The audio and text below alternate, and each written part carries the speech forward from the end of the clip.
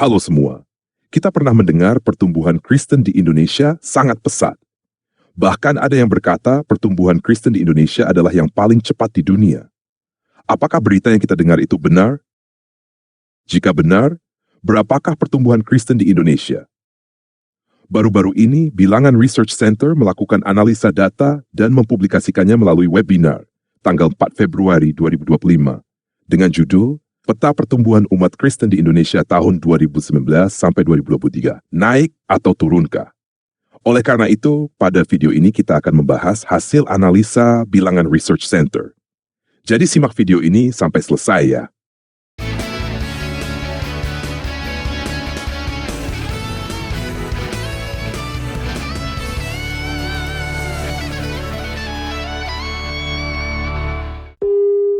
Ini dari mediatransformasi.com. Handi Irawan Juwadi, Ketua Umum Bilangan Research Center, mengulas tren jumlah umat Kristen di Indonesia meningkat atau menurun. Ketua Umum Bilangan Research Center, Handi Irawan Juwadi, dalam webinar bertajuk Peta Pertumbuhan Umat Kristen di Indonesia tahun 2019 sampai 2023, naik atau turunkah? Menyampaikan ulasan BRC terhadap eksistensi umat Kristen di Indonesia, dengan menggunakan data yang telah dirilis oleh instansi kependudukan dan catatan sipil. Ulasan BRC dimaksudkan untuk melihat tren dinamika keberadaan umat Kristen berdasar data Dukcapil. Ulasan tersebut dapat menjadi pertimbangan atau perhatian bagi gereja, lembaga-lembaga keumatan Kristiani, lembaga-lembaga misi, dan umat Kristen itu sendiri.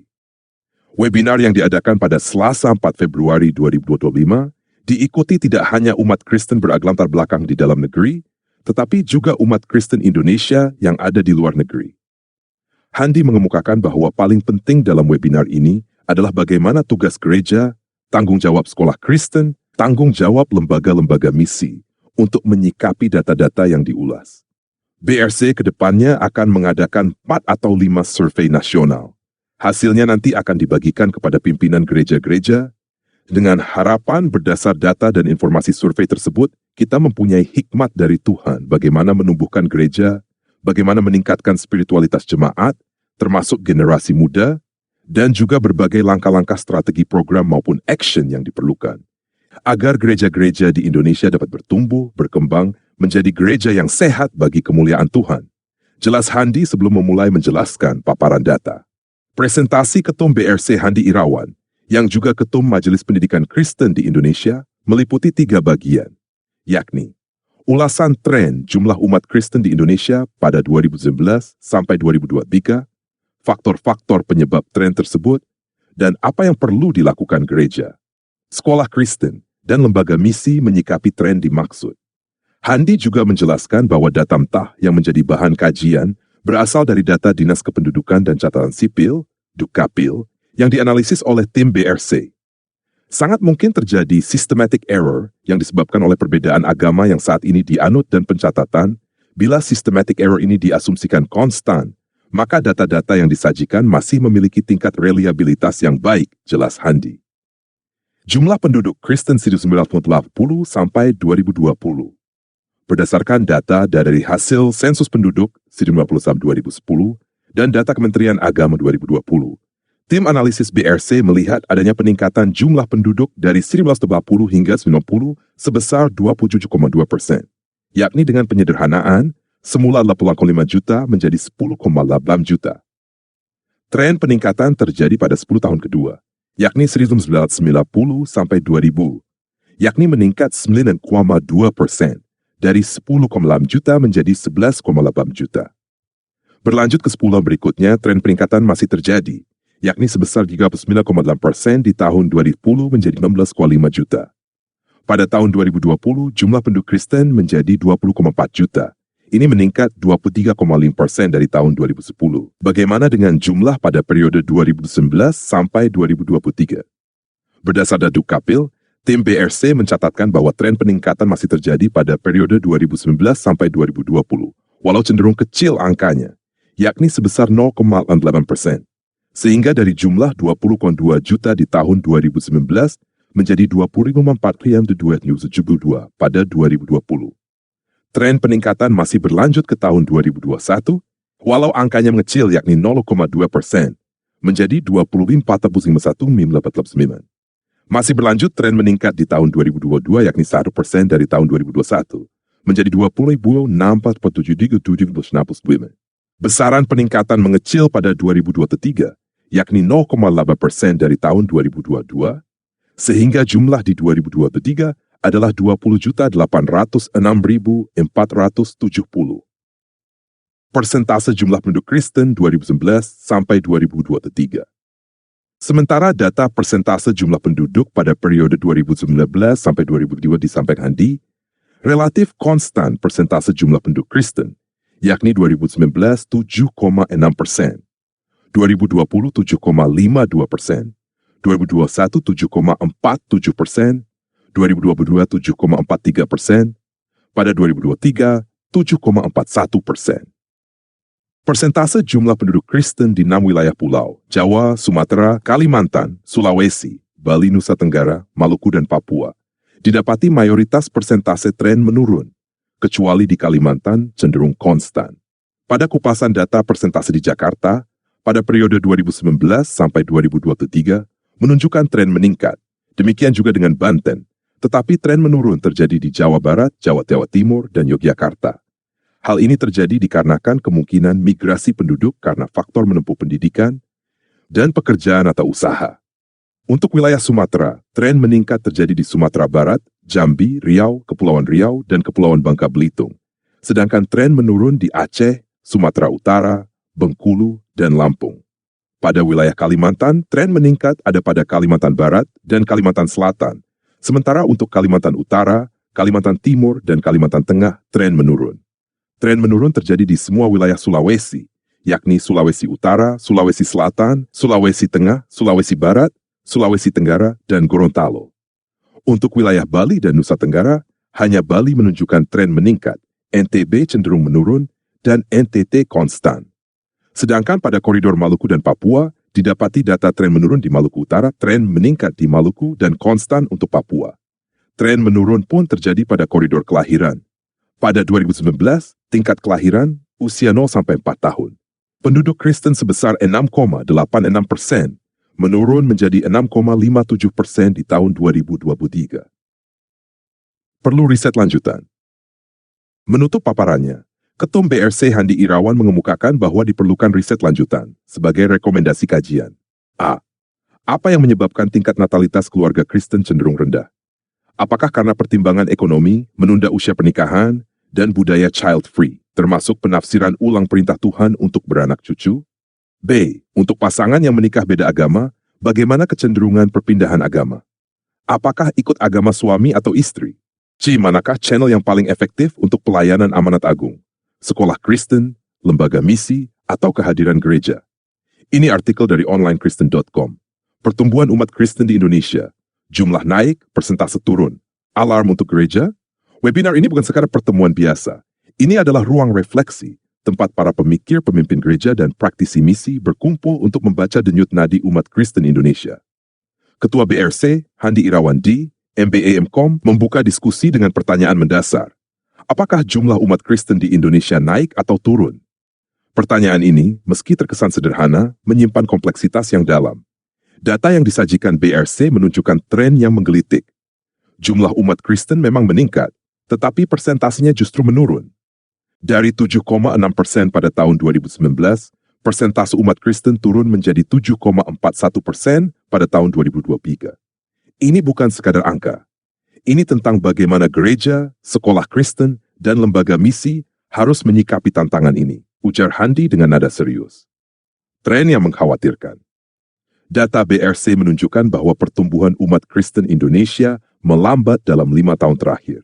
Jika pada era 2000 sampai 2010, pertumbuhan mencapai 39,8%. Pada periode 2020 sampai 2023, pertumbuhan hanya sekitar 0,8% per tahun. Handi menyoroti beberapa faktor penyebabnya, antara lain, tingkat natalitas yang lebih rendah di kalangan keluarga Kristen dibandingkan dengan keluarga Muslim. Keluarga Kristen cenderung lebih berhasil dalam program keluarga berencana. Ini menjadi tantangan tersendiri bagi gereja, ujar Ketua Umum Majelis Pendidikan Kristen, MPK ini. Selain itu, konversi agama juga menjadi faktor penting.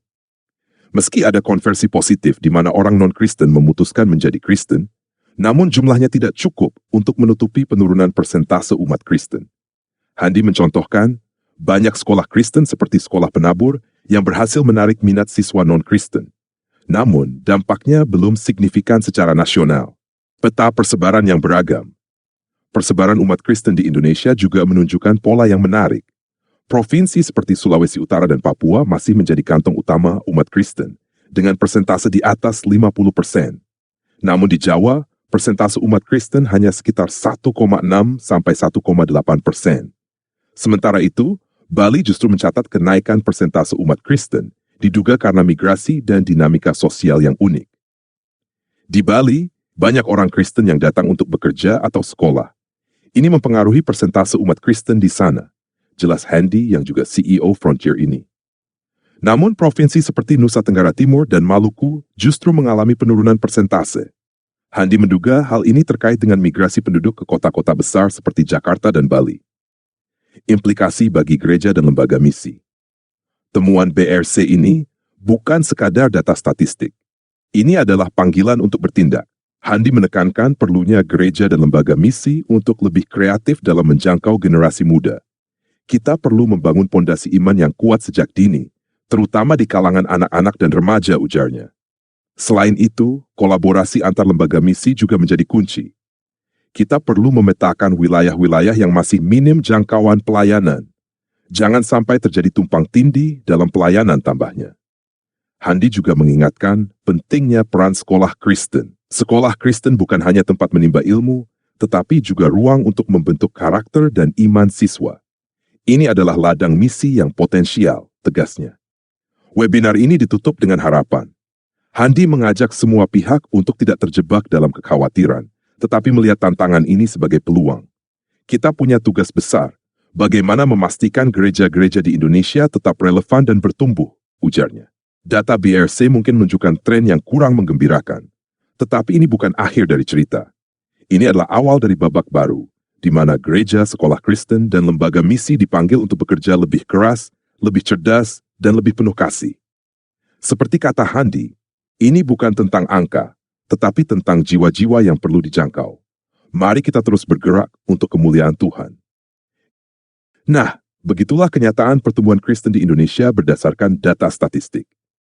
Pertumbuhan Kristen pesat di Indonesia itu benar, pada periode sebelum 2020. Tetapi dari 2020 sampai sekarang, pertumbuhan Kristen mengalami stagnasi, bahkan penurunan dalam persentase jumlah. Menurut Handi Irawan, hal ini disebabkan oleh tingkat kelahiran umat Kristen yang lebih kecil, pernikahan beda agama, dan pelayanan misi yang sudah agak kurang efektif. Saya mau menambahkan faktor lain, yaitu tekanan ekonomi, sosial, dan politik. Pesaing kita juga menyadari pertumbuhan Kristen sangat pesat, dan mereka tidak tinggal diam. Mereka melancarkan penyebaran agama mereka dengan masif, dan mereka juga menggunakan dana dan tekanan dari pemerintah. Tetapi kita masih bisa bertahan karena mereka belum menggunakan penyerangan fisik. Kalau kita melihat sejarah dan belahan dunia yang lain, tidak menutup kemungkinan mereka melakukan itu. Oleh karena itu, kita harus benar-benar memikirkan ulang perjuangan ini dengan kacamata yang lebih luas dari sekedar memberitakan Injil. Ini bukan lagi saatnya kita terpecah belah saling menyerang antar denom. Kita perlu bersatu melawan musuh kita bersama, yang tanpa kita sadari, sudah bersiap-siap untuk memancung batang leher kita semua dalam kurung di medan perang. Kita harus membentuk kekuatan ekonomi sosial dan politik dan memberikan dampak positif bagi masyarakat Indonesia secara keseluruhan. Seperti yang Yesus katakan, kamu adalah garam dan terang dunia. Jika kita tidak memberikan dampak bagi lingkungan kita adalah garam tawar yang tidak berguna, dan kita akan dibuang dan diinjak orang. Kita tidak bisa lagi hanya masuk kamar dan berdoa, tetapi kita harus keluar menerangi Indonesia dengan perbuatan baik kita. Nah, sekarang ini kita sedang membentuk organisasi massa Kristen lintas denominasi untuk membangun kekuatan ekonomi sosial dan politik. Jika kamu mau bergabung, silakan daftar melalui formulir dengan alamat bit.ly/Mas Krindo. Sekian video kali ini. Jika kamu setuju dengan apa yang saya sampaikan, bagikan video ini sebanyak-banyaknya ke seluruh saudara Kristen yang kamu kenal. Jangan lupa pencet tombol jempol dan subscribe. Tuhan Yesus memberkati.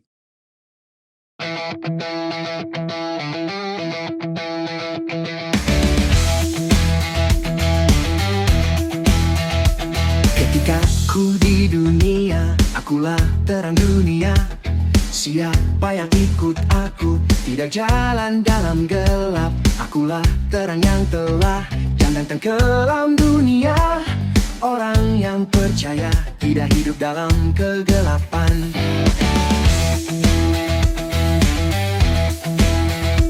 Sekarang kamu semua adalah terang dunia. Kota di atas gunung tidak dapat disembunyikan. Tidak ada yang nyalakan pelita di bawah gantang. Semua taruh di atas dian untuk menerangi semua. Hendaklah terangmu bercahaya, menerangi seluruh umat manusia. Mereka akan melihat kebaikanmu dan memuliakan Bapa di surga. Dan inilah hukuman bagi dunia, terang telah datang ke dalam dunia. Tetapi manusia lebih cintai gelap, karena perbuatan mereka jahat. Ketika aku di dunia, akulah terang dunia. Siapa yang ikut aku, tidak jalan dalam gelap. Akulah terang yang telah datang ke dalam dunia. Orang yang percaya tidak hidup dalam kegelapan. Sekarang kamu semua adalah terang dunia. Kota di atas gunung tidak dapat disembunyikan. Tidak ada yang nyalakan pelita di bawah gantang. Semua taruh di atas dian untuk menerangi semua. Hendaklah terang